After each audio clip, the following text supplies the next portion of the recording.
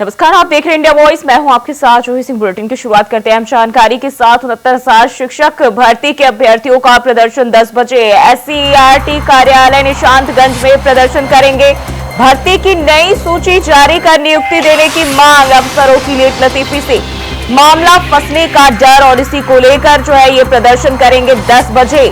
भर्ती की नई सूची जारी कर नियुक्ति देने की मांग करेंगे। वहीं अफसरों की लेट लतीफी से मामला फंसने का डर है और ऐसे में ये प्रदर्शन जो है किए जा रहे हैं। और 10 बजे का वक्त बताया जा रहा है जब SCERT कार्यालय निशांतगंज में प्रदर्शन करेंगे। तो लखनऊ से ये जानकारी। 69,000 शिक्षक भर्ती के अभ्यर्थियों का प्रदर्शन।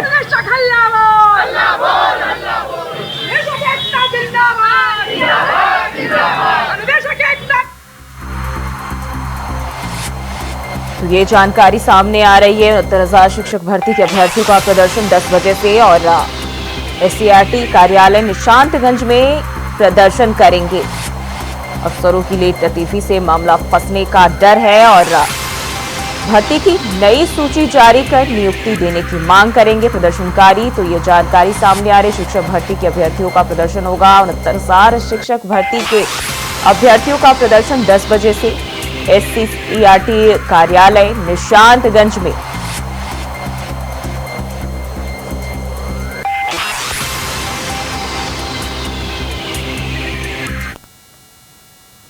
और वहीं दिल्ली के कई हिस्सों में तेज बारिश हुई। 2 घंटे की बारिश में कई इलाकों में जलभराव से कई इलाकों में लोगों को परेशानी हो रही है। तो लगातार जो है कई हिस्सों में तेज बारिश, दिल्ली के कई हिस्सों में तेज बारिश देखने को मिल रही है। 2 घंटे की बारिश में कई इलाकों में जलभराव की स्थिति देखी जा रही है और जलभराव के चलते लोगों को बड़ी परेशानी हो रही है। तो यह जानकारी दिल्ली से सामने आ रही है। कई हिस्सों में सुबह से जो है तेज बारिश हो रही है। सड़कों पर जो है पानी भर चुका है और ऐसे में लोगों को आवाजाही करने में परेशानियों का सामना करना पड़ रहा है। और ये तस्वीरें आप देख सकते हैं। सुबह 2 घंटे से लगातार हो रही बारिश ने लोगों की मुसीबत बढ़ा दी है और ऐसे में बात करें तो सड़कों पर जलभराव की स्थिति हो गई है। कई इलाकों में पानी जो है सड़कों पर हो रखा है और ऐसे में लोगों को आवाजाही करने में बड़ी परेशानी हो रही है। तो ये तस्वीरें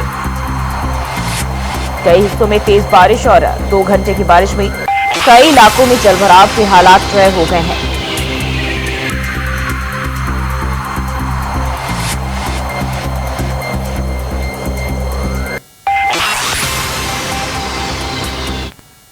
और वहीं यूपी में 69,000 शिक्षक भर्ती में लगा ग्रहण हटने का नाम नहीं ले रहा है। सालों से लंबित मामले में हाई कोर्ट के फैसले के बाद जहां सरकार लिस्ट को लेकर तेजी दिखाते हुए छुट्टी के दिन भी काम कर आरक्षण के दाग को धोने के लिए बेताब है।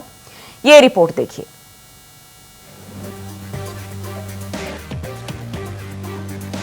यूपी में 69,000 शिक्षक भर्ती में लंबे समय के बाद लखनऊ हाई कोर्ट से नई लिस्ट का फैसला और आदेश आने के बाद भी इस पर विरोध और राजनीति दोनों ही थमने का नाम नहीं ले रहे। जहां इस फैसले से यूपी सरकार को झटका लगने के बाद सरकार हाई कोर्ट के फैसले पर जल्द से जल्द अमल करने के लिए छुट्टी के दिन भी काम कर नई लिस्ट पर मंथन का काम कर रही है। तो वहीं इस मामले में आरक्षित वर्ग और पिछड़ों की जीत की बात और बयानों की बौछार के बाद अब अनारक्षित वर्ग का गुस्सा फूटा है, जिसके बाद हाई कोर्ट के इस फैसले को अनारक्षित वर्ग के अभ्यर्थी सुप्रीम कोर्ट में चुनौती देने की तैयारी में। अनारक्षित छात्र मोर्चा के प्रदेश प्रभारी धर्मेंद्र मिश्र के मुताबिक 1994 की आरक्षण नियमावली सिर्फ एक सीधी भर्ती में लागू होनी चाहिए।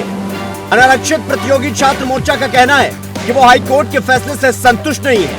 एक ही भर्ती जो कई चरणों में होती है, उसमें अगर हर स्तर पर आरक्षण का लाभ दिया जाएगा तो ऐसे में आरक्षण का दायरा बढ़ जाता है, जिससे अनारक्षित अभ्यर्थियों के मौलिक अधिकारों का हनन होता है, जिसको लेकर अनारक्षित प्रतियोगी छात्र मोर्चा इस आदेश को सुप्रीम कोर्ट में चुनौती देने की तैयारी में है। जिसके बाद अभी भी जहां इस मुद्दे पर सरकार को झटका लगने के बाद भी सपा और बसपा के साथ ही बीजेपी और डिप्टी सीएम केशव प्रसाद मौर्य ने इस फैसले को पिछड़ों की जीत करार देते हुए पिछड़ों और दलितों के साथ होने की बात कही है। मगर अब अनारक्षित वर्ग की ये चुनौती बीजेपी के लिए भी अंतर्द्वंद की स्थिति पैदा करने वाली है, क्योंकि उपचुनाव से पहले एक तरफ तो पिछड़ों के साथ देने की बात, तो वहीं अनारक्षित वर्ग के मौलिक अधिकारों की बात। तो देखना अब यह है कि लंबे समय के साथ शिक्षक भर्ती पर छाए काले बादल छटने के बाद ही जिस तरह से इस मुद्दे पर सुप्रीम कोर्ट का दरवाजा खटखटाने की तैयारी में अनुरक्षित वर्ग एक चुनौती देने वाला है, ऐसे में क्या एक बार फिर इस भर्ती पर रुकावट का ग्रहण लगता है या फिर देर से ही सही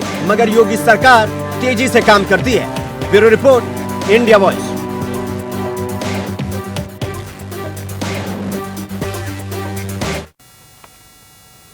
और वहीं केंद्रीय मंत्री पीयूष गोयल का बयान सामने आया है, जिसमें उन्होंने कहा कि आज मैं धन्य हूं, हमारी बहन साध्वी रितंबरा हमारे बीच है, उन्होंने मुझे राखी बांधकर आशीर्वाद दिया। सुनिए उन्होंने क्या कुछ कहा। धन्य हूं कि हमारी बहन साध्वी रितंबरा जी हम सबके बीच है, उन्होंने मुझे आशीर्वाद दिया है, मुझे राखी बांधकर वास्तव में मेरे को एक ऐसा रक्षा सूत्र दिया है जिसमें मैं भी अपना काम अच्छी तरीके से कर सकूं, ईमानदारी से कर सकूं। एक प्रकार से ये राखी बड़ी विशेष रही। हमारी ब्रह्म कुमारी की बहनें आई, नेबरिंग कंट्रीज, आसपास के देशों से शरणार्थी होकर जो भारत आए हैं और जिनको सिटीजनशिप अमेंडमेंट एक्ट के तहत प्रधानमंत्री नरेंद्र मोदी जी, गृह मंत्री अमित शाह जी, रक्षा मंत्री राजनाथ सिंह जी, हमारे सभी वरिष्ठ नेताओं ने और जो राष्ट्रीय स्वयंसेवक संघ के हमारे सिद्धांत है उस पर चलते हुए इन सबको अब भारत में नागरिकता मिली है। उनके चेहरों पे जो खुशी थी, बच्चों का जो एक आनंद था, वो देख के वास्तव में मन मोहित हो गया। बहन साध्वी रितंबरा जी के आशीर्वाद से वास्तव में मेरे लिए ये राखी जीवन की एक अद्भुत राखी रहेगी, यादगार राखी रहेगी। बहन साध्वी जी और मेरा रिश्ता वर्षों वर्षों का है। मैं एक छोटा प्रसंग बताना चाहूंगा।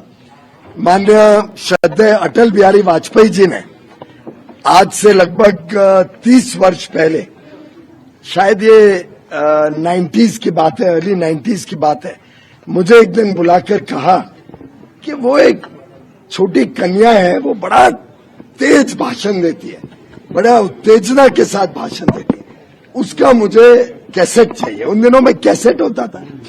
मैंने बड़ा ढूंढ ढांड के सोचा कोई डीवीडी मिल जाए। बड़े मुश्किल से एक डीवीडी मिली जिसमें साध्वी रितंबरा जी प्रभु श्री राम की आराधना कर रही थी। उनका भव्य मंदिर बने और अयोध्या में बने, उसी स्थान पर बने जहां राम का जन्म हुआ था। उसके ऊपर एक बड़ा ही अच्छा भाषण इनका मैंने ढूंढ के निकाला और मेरे सामने अटल जी ने पूरा भाषण सुना कि ये क्या कन्या किस प्रकार से इतना बढ़िया ओजस्वी भाषण देती है। और मुझे अभी भी याद है, अटल जी ओतप्रोत हो गए वो भाषण सुन के। तब से मैं इनका बड़ा फैन हूं, इनके काम का भी बड़ा फैन हूं। जो इन्होंने वात्सल्य ग्राम वृंदावन में बनाया है, मैं मानता हूं कि जो व्यक्ति ने वो वात्सल्य ग्राम नहीं देखा, एक बार अवश्य जाना चाहिए।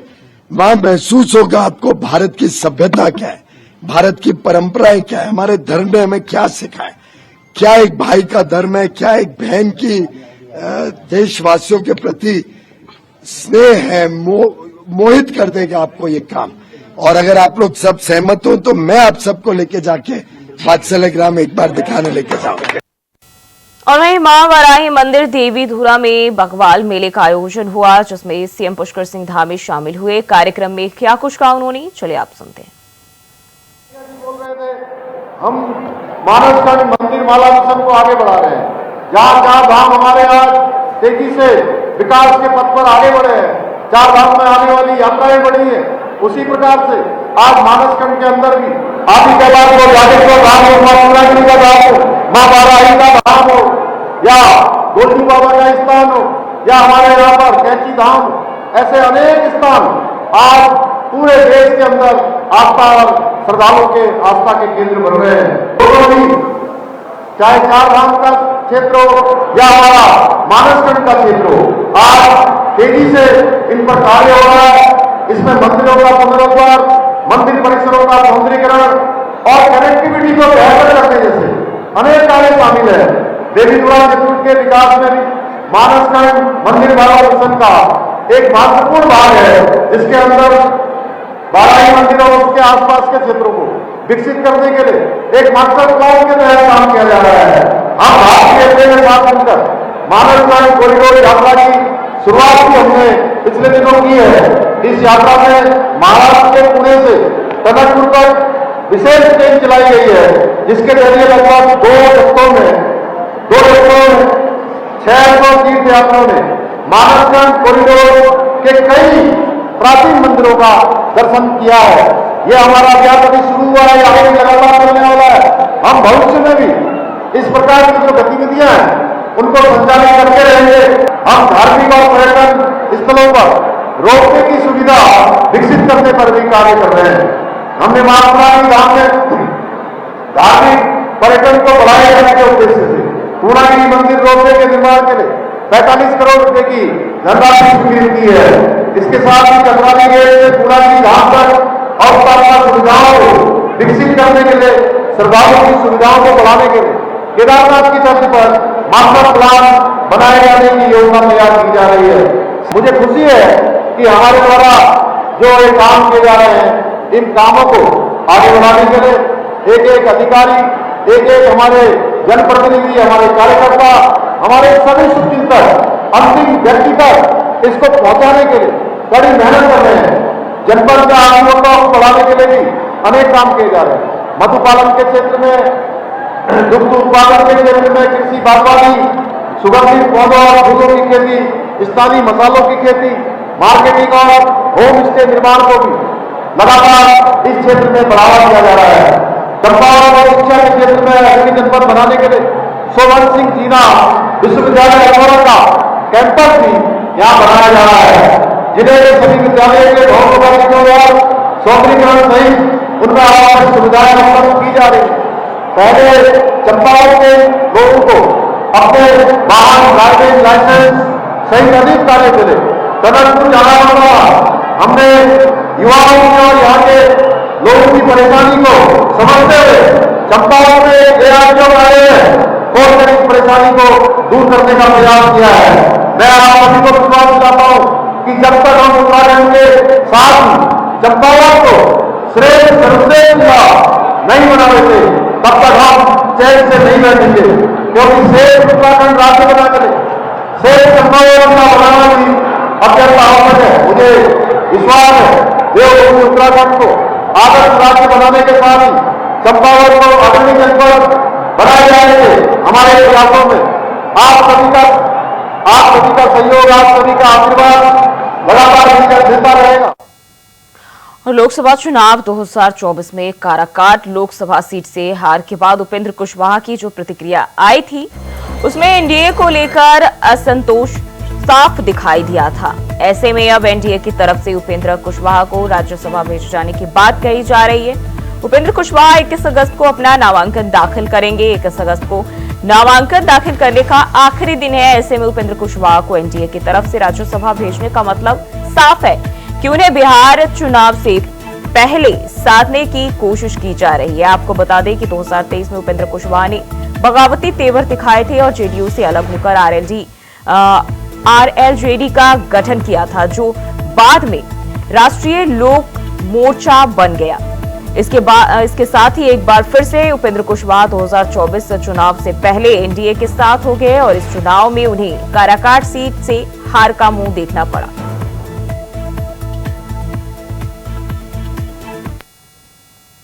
और रुकते हैं एक छोटे से ब्रेक के लिए, फौरन हाजिर होते हैं। और वहीं डिप्टी सीएम केशव प्रसाद मौर्य ने मुख्यमंत्री योगी आदित्यनाथ की मंच से खुलेआम तारीफ की थी और उन्हें देश का बेस्ट सीएम कहा था। अब अखिलेश यादव ने इस मामले पर तंज कसाया। उन्होंने इस पर लिखा, कोई डबल हार के उपहार के बाद भी डबल इंजन की प्रशंसा प्रमाण पत्र बांट रहे हैं। अगर माननीय सही काम कर रहे होते तो 2 उप मुख्यमंत्री की क्या जरूरत पड़ती। इसका मतलब या तो वो सही काम नहीं कर रहे हैं या फिर बाकी 2 बेकाम है, नाकाम है और उनका काम दरबारी चारण की तरह करना बस स्तुति गान है। अगर उप सच में उपयोगी होते तो दिल्ली के मंडल में भी चाहिए थे, परंतु है नहीं। इसका जवाब देंगे उप या रहेंगे चुप।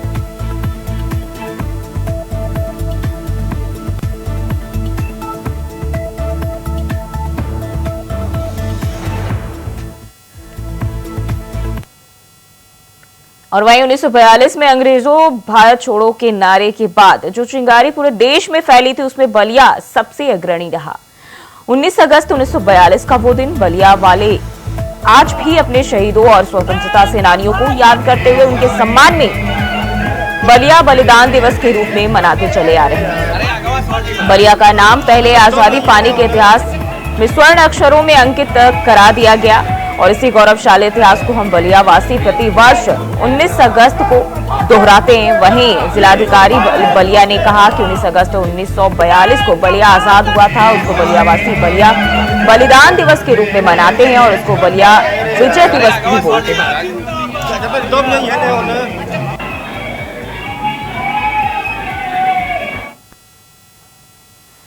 और बढ़ते हैं आगे। हरदोई के बेनीगंज इलाके में गैंगस्टर ने अपने साथी के साथ मिलकर एक किशोरी के साथ दुष्कर्म किया। आरोपी ने किशोरी का एक युवक के साथ जाते हुए फोटो और वीडियो बना लिया था। इसके बाद उसको वायरल करने की धमकी देकर उसके साथ गैंगरेप किया गया। घटना के बारे में पीड़िता ने रो रो कर अपनी मां को बताया, जिसके बाद मां की तहरीर पर पुलिस ने मुकदमा दर्ज करके आरोपी की तलाश शुरू कर दी। चेकिंग के दौरान गैंगस्टर नंदू को पुलिस ने घेराबंदी कर पकड़ने का प्रयास किया, लेकिन नंदू भाग निकला और रेलवे क्रॉसिंग पार करते समय घायल हो गया, जिसको पुलिस ने गिरफ्तार करके जिला अस्पताल में भर्ती कराया है। पुलिस आगे की कार्रवाई में जुटी हुई है। गैंगस्टर नंदू का साथी बउआ फरार बताया जा रहा है और उसकी तलाश जो है पुलिस कर रही है।